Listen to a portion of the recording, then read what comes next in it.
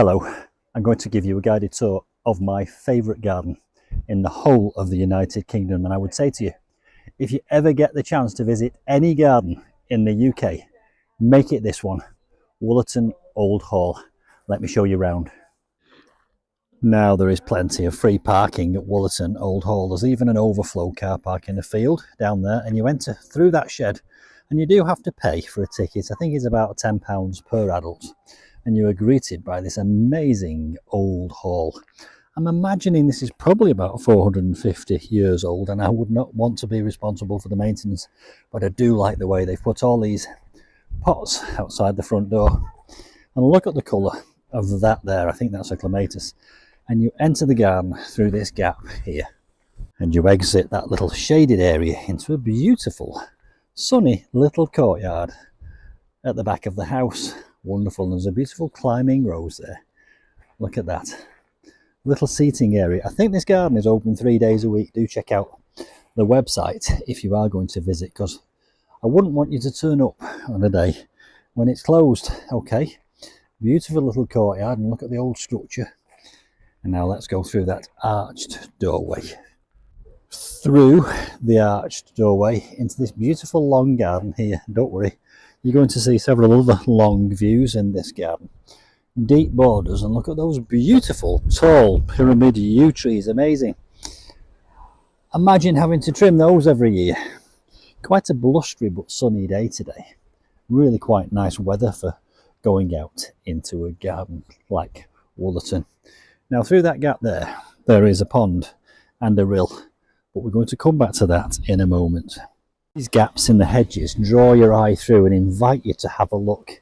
And when you walk through, you're greeted around the corner with another beautiful view. And I'm just going to focus in on the colour of those lupins. Let's get down there. Look at that colour. Isn't that stunning?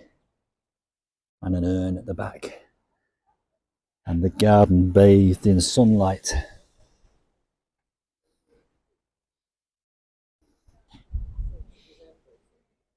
From those lupins, we spin round to another vista with a sundial. And look at that little shed there. Let's venture inside. Now I know for a fact that this shed can be used for talks and evenings here. And if you do go inside here, you'll see something about the history of this garden, which only 40 years ago was a completely blank canvas, an open field. Quite a credit to the owners of this place who've designed and built this garden. And we emerge from that little garden room into another garden space. Look at the red of these geraniums. Now I'm here in late June and it's allium time. Look at these alliums, spectacular. The size of that one next to my hand, and the slightly more petite one there, slightly deeper colour. So there's the garden room in the shade of a huge tree with the geraniums and the alliums, and I shall spin round to see an oak pergola and a little gazebo in the far corner. Plenty of benches here to sit, and these are positioned quite strategically so that you can admire the long views running through this garden. Talking of long views, look at this here. Wow, look at that. A beautiful vista which runs all the way down the back of the garden. The garden is up there over that hedge. And look at that. And what if I go down, squat, and make that distant point the focal point of this image? And it's been made a walled garden here. And then again, another gap through a hedge and another long view and vista looking back up towards the house. Now down here on the other side of the walled garden is a wildlife garden, which I'll visit at the end of this video, but I want to capture most of the garden rooms in the top part of the garden for now. So just admire this before we go through another gap to another garden room. And wandering through this gap, it feels like we're emerging into what I would probably describe as a hot garden. Look at that there. Wonderful. I'll lift the camera up and get a complete view and vista. Just admiring all the deep and different colours of the plants and the leaves and the foliage. And this wonderful orange to that deep purple to this beautiful crimson red. Some beautiful specimen hostas here, look at that. Not a sign of a slug or snail on any one of them. And then through another gap, where we will see some pleached limes. Look at this. A lime avenue. Isn't that wonderful? Underplanted with ferns and what looks like the remnants of tulips and possibly even daffodils. There again, the house in the distance.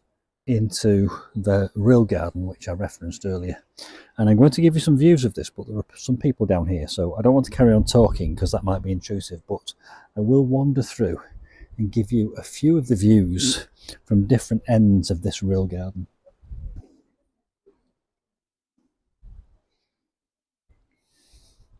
I did see some tadpoles and some newts in this water.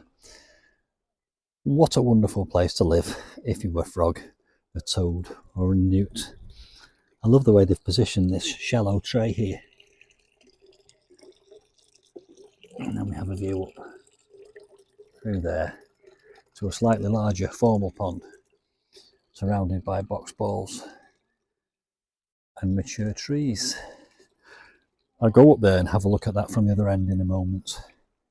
I'm just going to rotate around this area because you can see there are 4 gaps. This is a garden of gaps and gateways and doorways, and now we will venture through this gap and see what's on the other side.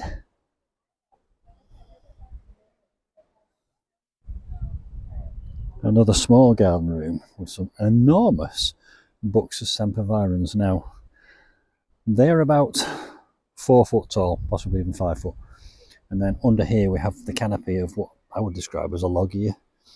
And look at these lovely pebbles and the way they've been set in these bricks.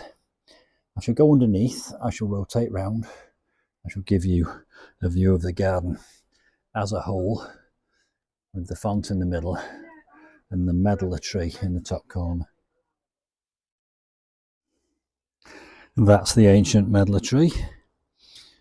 There is the font, there is the loggia and those huge box balls. And now we will venture through another gateway and emerge into another axis in this wonderfully laid out garden of rooms. And look at these deep borders here, about 20 foot deep.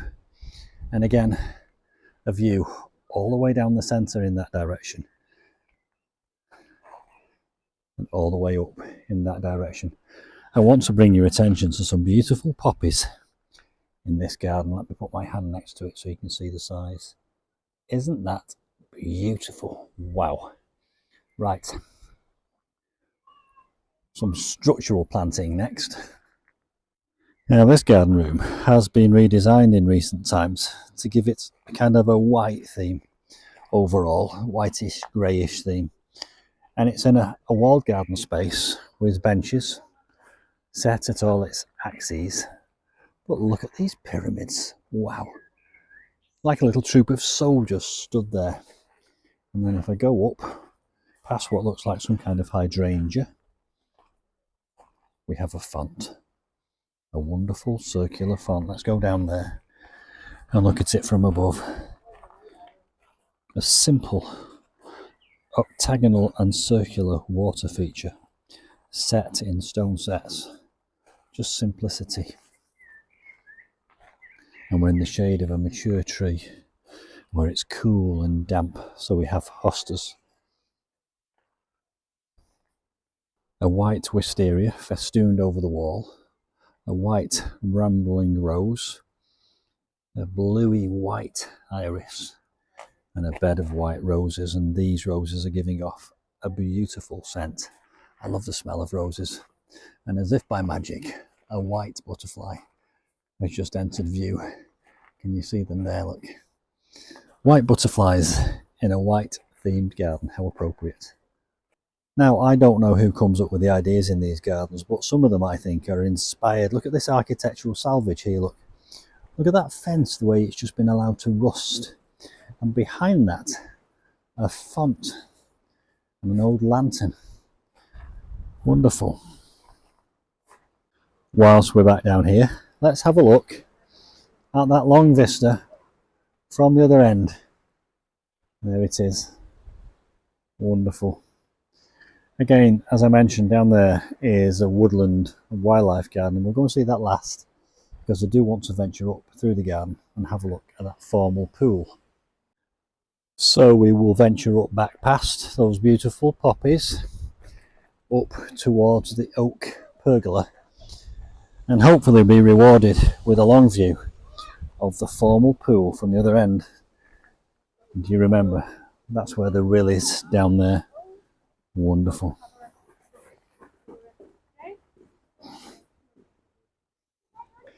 I'm going to try and emulate this at home in my garden. Of course, it can't be on this scale. I don't have the space. But you could get all the elements. Incidentally, I hope you were picking me up okay, because it's quite a blustery, windy day today, and I'm hoping that my microphone is getting my voice above the sound of the wind in the trees. Let me go through here. There we are. That rill from the top.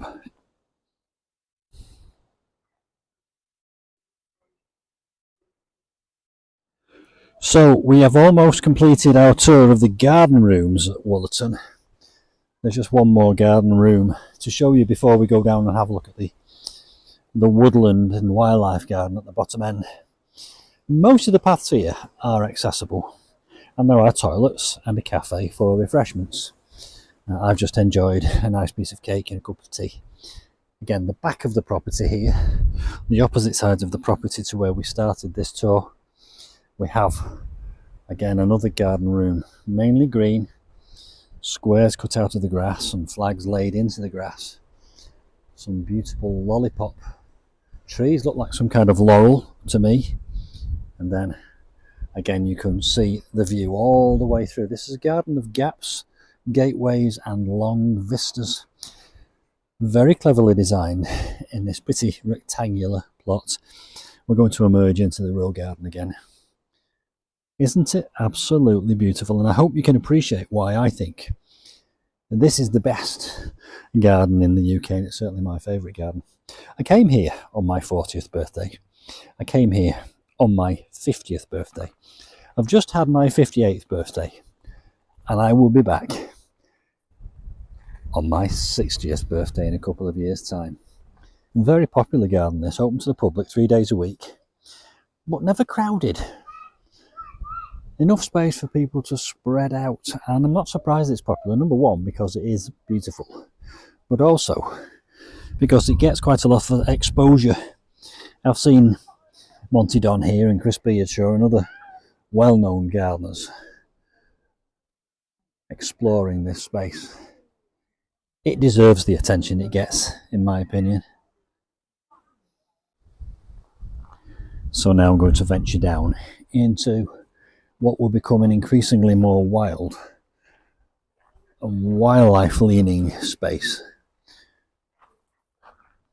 The ground does become slightly uneven down here, but most people will cope with it, if I'm really honest.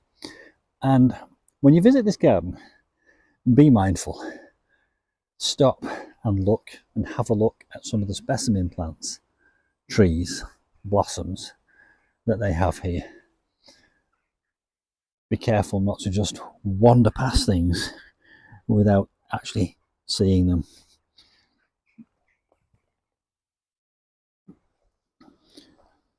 I'll keep waffling as I wander through this space. Paths laid down with wood chip, not too uneven, slightly sloping. In the shade of all these trees, a feel of wildlife. I can imagine there are grass snakes and adders here. There's a place nearby here called Adderley, so named because of the presence of adders, apparently.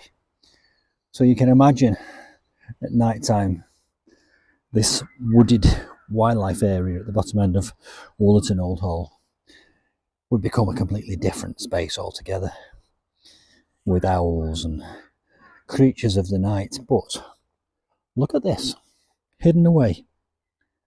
Look at this bark on this plant, copper coloured. And then look at this bark on this other tree. And there we have some birch, white birch. It's wonderful. And down here, a bog garden. Frogs, toads, newts, grass snakes, adders, potentially some lizards, because there are some lizards in the UK. Wonderful. So there we go, another guided tour and overview of my favourite garden, Wollerton Old Hall. As I said at the beginning in the introduction, if you get a chance to visit one garden in the UK, make it Wollerton. You won't be disappointed. Hope you've enjoyed that. I'll see you soon. Back at home for some more house and garden adventures. Bye for now.